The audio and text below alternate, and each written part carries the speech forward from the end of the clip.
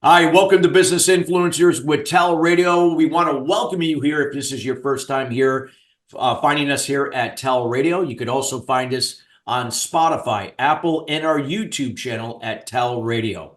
We're excited that you're here. Again, we bring in subject matter experts from around the world, sharing their words of wisdom and insights and experience in helping to elevate your personal and business influence to the next level. If you would like to see content that has not been covered on a future show and would like to hear from another subject matter expert speaking to that, feel free to reach out to us at chris@christophersalem.com. That's chris@christophersalem.com. Today's show is being brought to you today by Alumni Direct. Alumni Direct is a new social media community platform dedicated to bringing alumni together from all different generational types and opportunities to meet new people for the first time. Now, this is a membership program taking all the noise out of social media, allowing you to come in to generate genuine and authentic relationships with people that you went to school with, from your fraternity, sorority, or whatever that may be, and meeting new people for the first time. This is also a great place to also move yourself ahead in your career by meeting new people, or perhaps landing a new job opportunity or business opportunity here. If you'd like some more information about Alumni Direct, check them out at alumnidirect.com. That's alumnidirect.com. Well, we got a great show for you today. We're going to be talking about you can't think your way to reaching your goals. Wow, we're going to be diving into that today. We're going to be talking with Matthew McCarthy. He is the President Managing Consultant of Questful, a personal coaching and business consulting organization focused on the continued quest towards mission and purpose. His business consulting is underpinned by 25 plus years in business transformation related roles at organizations of all sizes across nearly a dozen different industries, as well as an MBA from Penn State. In parallel, he has spent well over 10 years studying achievement, well-being, and health from perspectives of psychology, nutrition, neurology, physiology, and mindfulness, making connections between those diverse fields to help others on their quest. His latest project is the accumulation of 5 years of studying the reasons we get stuck in achieving our goals and how to break through those areas. And without further ado, we welcome Matthew McCarthy to the show. Matthew, how are you doing today? I'm great, Chris. Thanks so much for having me today. We are so excited to have you, and I love this, because we're a big proponent here at Business Influencers about goals, but goals in itself are just goals. But if they're not specific, clear, and concise, if we don't break them down into more attainable goals along the way and having systems and processes to help us get there, a lot of times they go unfulfilled. I know you're going to have a lot to share here about, why we're not reaching our goals, because maybe we think we can think our way, through them or out of them and so on. Can you share a little bit from, your perspective, your background that you've studied more particularly over 5 years, why people aren't achieving their goals? Yeah, so it's funny how it came about because I was struggling myself with achieving a number of different goals. I ended up bringing it all the way to today in light speed. I ended up studying, you rattled off a list of the areas that I started studying because I was doing my best to apply grit, growth mindset, being specific, measurable, the whole SMART goal, how to change habits. I mean, you can probably see some of the titles and Yes. the books behind me. And just realizing that every time I would get 3 steps forward, it wouldn't be 3 steps forward, 2 steps back, like the old adage. Sometimes it would be 4 steps back. And I realized in some way I was stuck. That kind of fired me on this journey. Recently, I would say in the last year, I became aware of the link between, I'm going to list off a string of words, and not reaching goals. They're fear, alert, alarm, trauma, anxiety, all these things. And where I feel like the gurus kind of skip over is so many people are dealing with the aftermath of traumatic, say, childhoods, PTSD-like events, or they are simply, they're caught up in fear and anxiety through social media feeds, doom scrolling, things like that. And these things end up in our bodies. The hormones, the hardwiring that we end up developing as a result of these things, it ends up being a physical remnant of whatever it was that caused it in the first place. So in my case, rewinding way back to when I was a single cell, um, I was adopted at a very, very early age, weeks. And I learned recently that my birth mother apparently went through some unnamed major trauma. Well, what I've also learned through the study is those hormones that were coursing through her body, so cortisol, adrenaline, were also coursing through my little tiny developing body. So that's hard enough because that's hardwired. Yeah. The next step is I was put right into a receiving home, kind of like a short-term orphanage while the adoption papers were going through. So it's a matter of just weeks, but weeks without the warm attention of a loving parent is like decades in terms of our development. And those two things combined are just a portion of what I've experienced. And I recognize some people have gone through just lives, we'll just say, of hell with trauma. But I recognize the string of traumatic events that I've gone through, that contributed to this hardwiring of fear and anxiety to where today I have this low-level background alert going on all the time.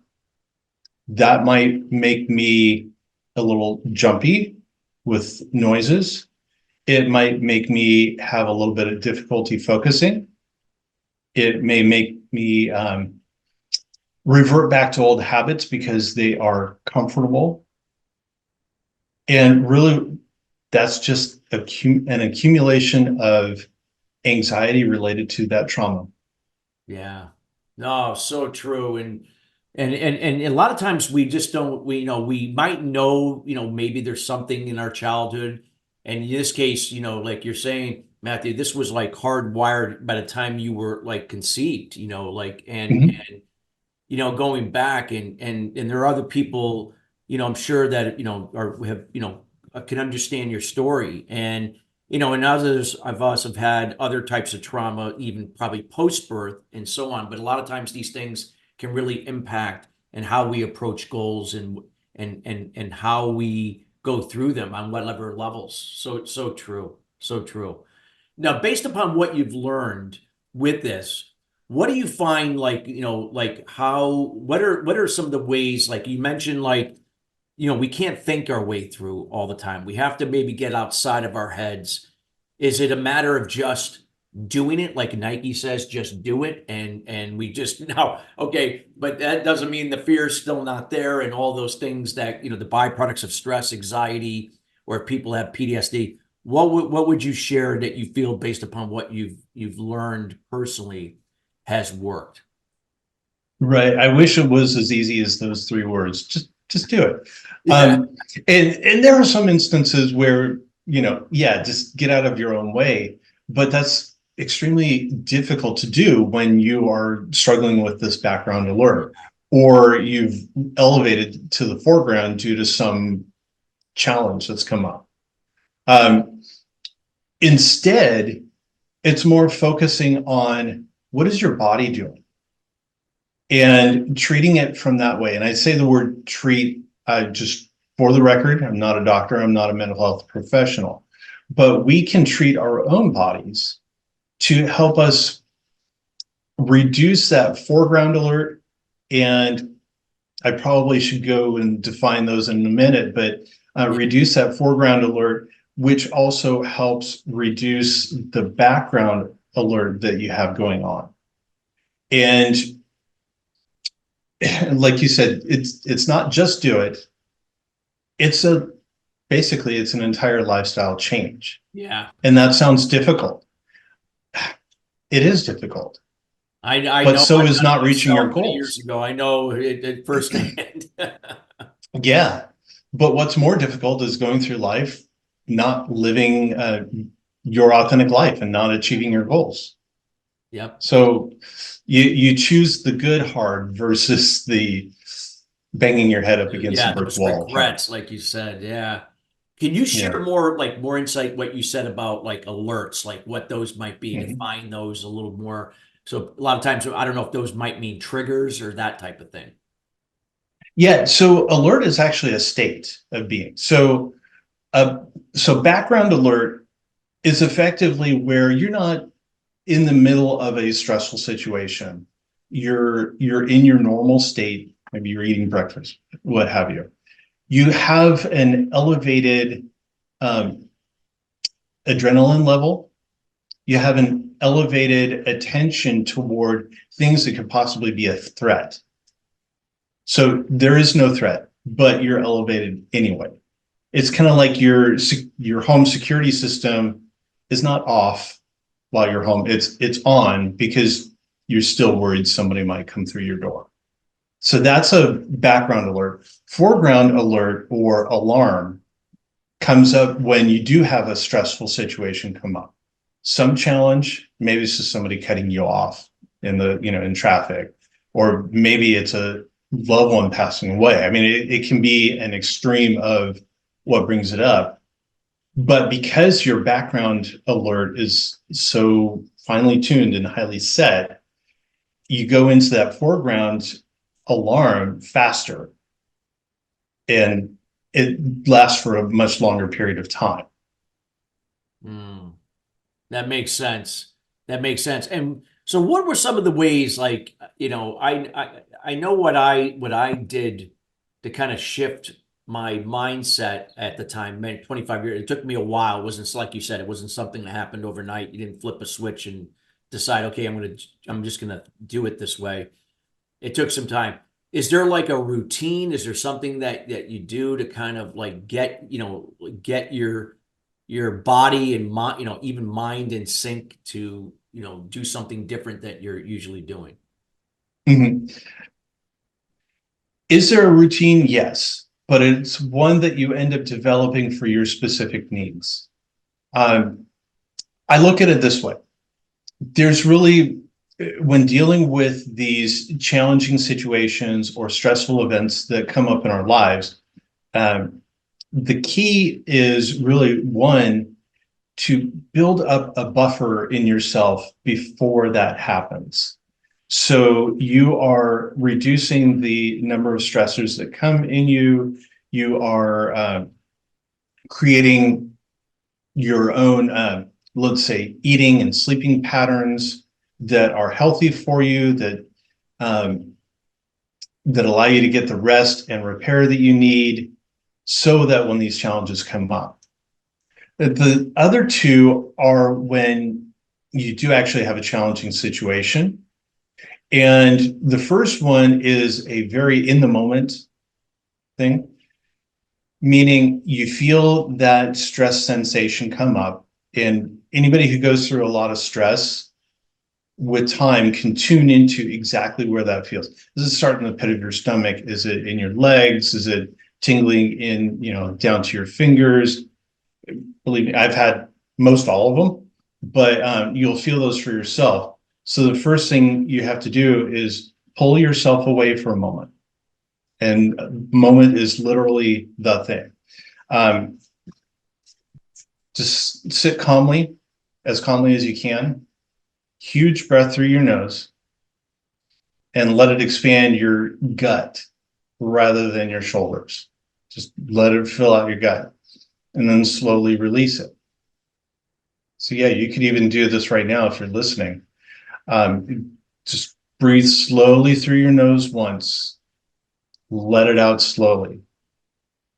And right there, that will start to reduce the stress hormones that are flooding your body. That will help you come into a more stable state. And then I say, just do one thing toward that challenge. I'll give you an example. a few weeks ago, I was working on a real estate deal. It's a side thing, and I'll actually bring it up later because it goes into how you work long term on this. I got news that it looked like we were having a problem with closing escrow. And the problem was one that would likely take litigation and months. Mm-hmm. Panic. Oh, deep panic. But I felt it. So it took a minute to breathe. I'm even refeeling it right now, just for what it's worth. And I thought, okay, I need to at least get more information. So I called another resource that that was knowledgeable about this. And they said, okay, you're going through a title company that doesn't understand this type of transaction. Try these two. Okay, that made it more calm, went that direction. Turns out it worked out. So one breath, one thing. That's the in the moment prescription. So I'll use the real estate thing as to stretch us into the longer term. One of the things that keeps us on high background alert and more frequent foreground alert or alarm is having too much going on. It's either too much going on from a monetary perspective, too much going on from a time perspective, or too much going on from an emotional and energy perspective. So in my case, because the science behind this is so intertwined, I'm doing my best to distill it into a nutshell. Oh, yeah. But I had accumulated a lot of different things that I was doing financially because I was also traumatized going through the Great Recession. I basically lost everything. And I've spent the last 10 or so years rebuilding. So finances, big stressor for me. So what do? I think I need more revenue. Okay. So I do these various things. I even started a real estate investment company. But what I was doing was I was draining my emotional and energy resources.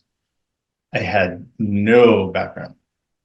So that was putting me in a state where almost daily, or at least daily, I was feeling the sharp, almost like lightning going through my nerves of this is bad. So instead, what I could have been doing was kind of creating a bank account emotionally, financially, and with time. You create that buffer so that when something comes your way, it's less likely to stress you. You can say to yourself, okay, I can take a minute and breathe. I can take a minute and figure out the next thing to do. Otherwise, you may be in this automatic state of freeze. It's a neurological situation. You've heard of fight or flight. Fight or flight. There's also freeze and fawn. Freeze is exactly that. You basically can't do anything. It's difficult to speak. It's difficult to move. Fawn is you're basically becoming I don't know even the right term, but you're sucking up to those that you're afraid of. But I said it, so I did define it. But at any rate, the creating the buffer is the next thing that is going to help you reduce that long-term background alert, which will make it easier for you to work toward those goals.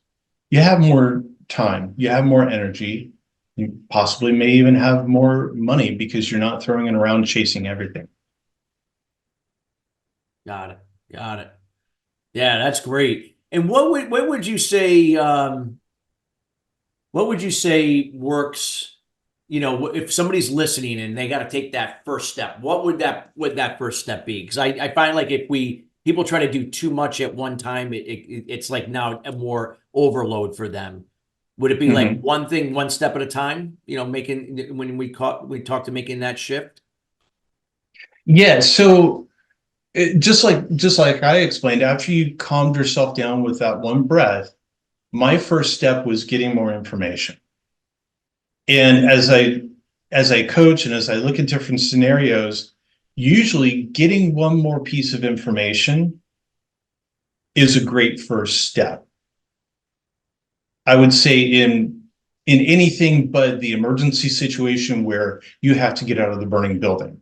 That if you're in a burning building, getting out is a great first step. But most of the time it's an emotional thing. So it's what is the next piece of information that you can get to get more clarity. It's usually the murky situation that Yeah. puts the fear in you. Yeah, that's a great point. Love that. And it's so important. I mean, and for, can you share like when you were able to kind of realize this and make this shift? What was that change that you saw? Like, were you able to now be more committed to your goals, even despite that, they're not, it's not like they were easy and nothing, but yet you were able to, obviously, where the grit and resilience really now was able to be more stickable in that case. Mhm. So I actually wouldn't describe it like that. What it had me do was temporarily readjust my goals. Okay, yeah.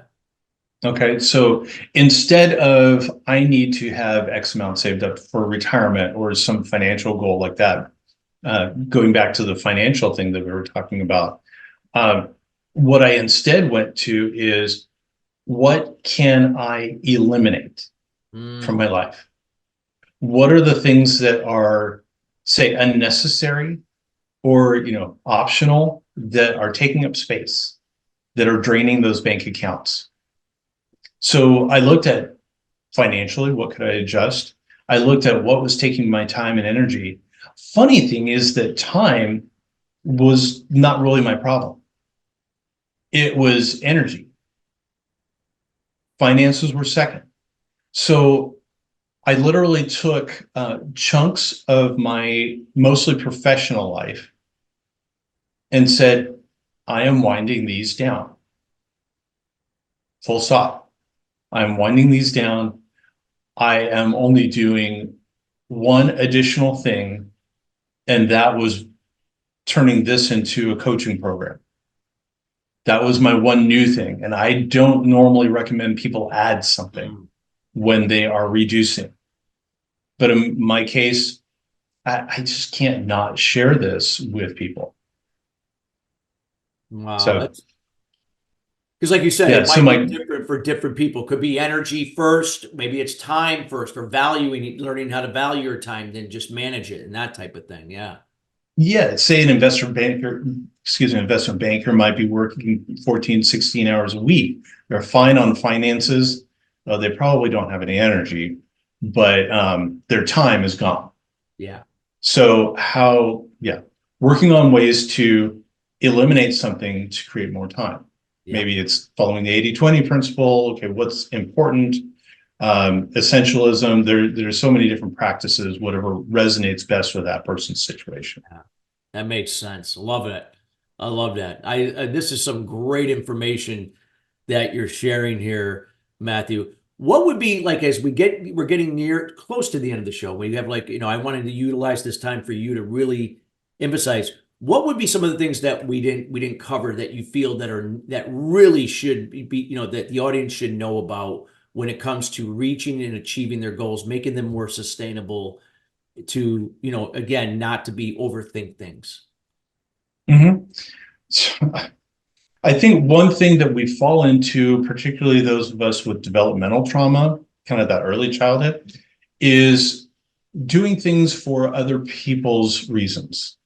So choosing a career because it's what your parents want, or doing a certain hobby because it's what your spouse or your friend wants.